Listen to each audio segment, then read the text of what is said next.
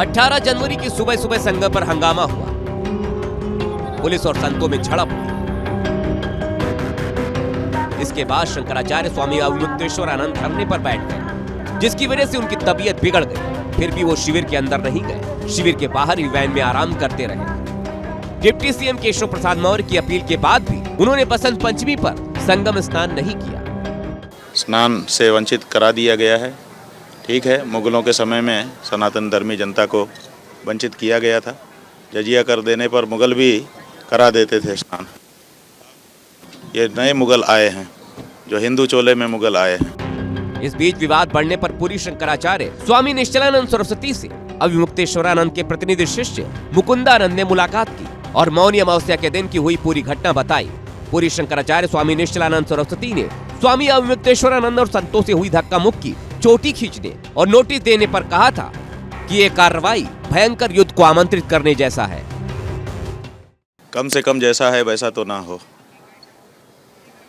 ऐसा तो नहीं होना चाहिए ना। इस सीएम को शिष्टाचार का ज्ञान नहीं है। ये सीएम हरदम खुन्नस में रहता है, हरदम गुस्से में रहता है। शंकराचार्य अविमुक्तेश्वरानंद मुख्यमंत्री योगी आदित्यनाथ के बयान से आहत दिखे, इसलिए उनके खिलाफ कई बातें कही। बुलडोजर की राजनीति करता है, ये दिखाता है कि मैं जो चाहूँगा कर दूंगा, सबको चरपट कर दूंगा। ये सीएम होता है? ये लोकतंत्र है? ये तरीका है? कम से कम भारतीय जनता पार्टी ने इस तरह का सीएम बना करके अपनी लुटिया डुबो ली है। योगी आदित्यनाथ को अनफिट मुख्यमंत्री बताते हुए शंकराचार्य ने उत्तर प्रदेश के डिप्टी सीएम केशव प्रसाद मौर्य की तारीफ भी की। केशव प्रसाद मौर्य ने जब कल परसों कहा तो हम लोगों को अच्छा लगा, तो हमारे मुंह से निकला कि इससे अच्छा तो केशव प्रसाद मौर्य ही सीएम होता, कम से कम समझता तो है परिस्थितियों को। और कहा कि पुरुषार्थ करो, लेकिन गाली गलौज करना नहीं चाहिए। कोई ना कोई बहाना चाहिए, कभी गाय के बहाने से, कभी कुंभ के बहाने से, कभी माघ मेले के बहाने से, कोई बहाना चाहिए कि मोदी को गाली दो, योगी को गाली दो, अमित शाह को गाली दो और अब स्वामी रामदेव को गाली दो। ऐसे सनातन धर्म की रक्षा होगी। शंकराचार्य और योगी आदित्यनाथ सरकार विवाद पर बागेश्वर धाम के पीठाधीश्वर धीरेन्द्र शास्त्री ने कहा, सनातन का हास्य परिहास न हो। दोनों पक्ष हमारे हैं, दोनों पक्ष अपने हैं, दोनों सनातनी ही हैं। दोनों आपस में बैठकर इसका समझौता कर लें, बीच का रास्ता चुनें। हमें लगता है सनातन का हंसी मजाक बनाने से कोई फायदा नहीं है। शंकराचार्य स्वामी अविमुक्तेश्वरानंद का कहना है कि जब तक प्रशासन माफी नहीं मांगता तब तक वो स्नान करने नहीं जाएंगे। तो वहीं उनके समर्थक पुलिस कार्रवाई से आज भी गुस्से में हैं। जब हम वहाँ पे गुरुजी के बगल में खड़े रहे तो खींचने की कोशिश की, हम नहीं खींचे तो हमारे पाँवों के ऊपर जो है जूतों से उसको कुचला गया। कोशिश करके इकट्ठा होकर के 10 पुलिस वालों ने हमें खींच करके ले लिया। 3-3.5 घंटे तक हमें हिरासत में बिठाए रखा। क्या हम आतंकवादी हैं?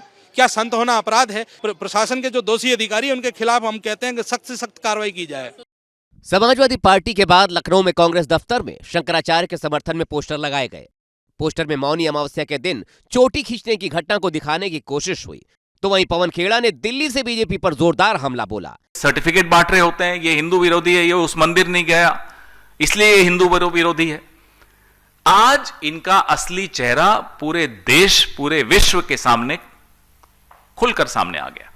समाजवादी पार्टी के नेता शिवपाल यादव ने शंकराचार्य के बहाने बीजेपी पर निशाना साधा। वहां पर शंकराचार्य जैसे अब मुक्तेश्वरानंद जी का अपमान अगर हो, गंगा जी में नहाने न दिया जाए तो बताओ भारतीय जनता पार्टी के लोग कैसे सनातनी हैं?